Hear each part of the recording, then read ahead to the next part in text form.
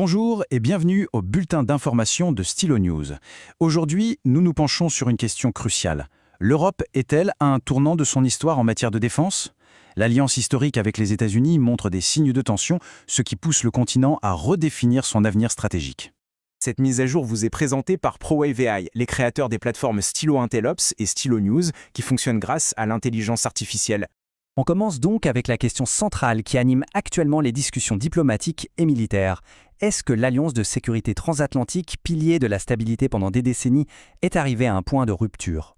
Il faut dire que les développements des 2 dernières semaines indiquent une pression considérable sur cette relation.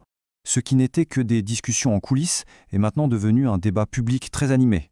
Pour bien comprendre, il faut voir les deux forces en présence.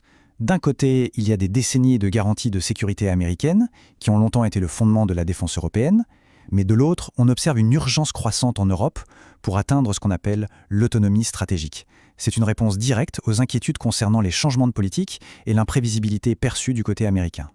Et en réponse à cette nouvelle réalité géopolitique, les nations européennes ne se contentent pas de débattre, elles agissent. On assiste à des investissements et à la mise en place d'une nouvelle posture de défense. Ce virage satellite est soutenu par des engagements financiers importants. En 2025, un investissement record de 8,7 milliards de dollars a été injecté dans les startups européennes du secteur de la défense et de la sécurité. C'est une augmentation de 55% par rapport à l'année précédente, un signal très clair. Ces tensions, elles ont vraiment été mises en lumière lors de la conférence sur la sécurité de Munich, qui s'est tenue du 13 au 15 février. L'événement a révélé des divisions profondes, mais aussi, peut-être, l'émergence d'un nouveau consensus. La déclaration du chancelier allemand Friedrich Merz a été particulièrement remarquée. Il a affirmé que l'ordre international de l'après-guerre a pris fin et que l'Europe devait devenir un acteur mondial doté d'une autonomie stratégique et d'une force militaire renforcée, y compris la dissuasion nucléaire. C'est un changement de ton majeur. En parallèle, le Premier ministre britannique Keir Starmer a présenté une perspective différente. Pour lui, cette approche européenne doit compléter plutôt que remplacer le rôle des États-Unis. L'objectif serait un partage plus équitable du fardeau au sein de l'Alliance. Le paysage stratégique, lui, continue d'évoluer très rapidement. Des informations critiques nous sont parvenues au cours des dernières 48 heures. D'abord, un rapport d'enquête européen publié le 15 février a conclu à l'empoisonnement de l'opposant russe Alexei Navalny. Cela a provoqué une condamnation internationale et a nettement augmenté les tensions diplomatiques entre les États européens et Moscou.